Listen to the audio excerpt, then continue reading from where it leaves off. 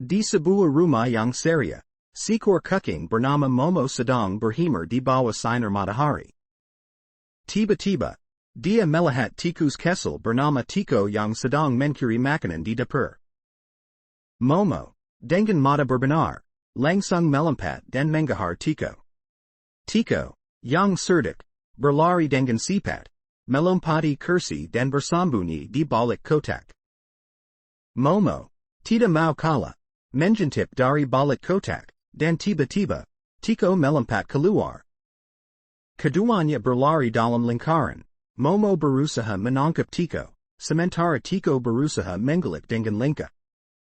Mereka berdua tampak sangat lucu, seolah-olah sedang bermain petak umpet. Akhirnya, mereka berhenti, kelelahan dan tertawa bersama. Momo dan Tiko menyadari bahwa persahabatan mereka lebih berharga daripada saling mengejar. Siapa sangka, kucing dan tikus bisa jadi teman baik?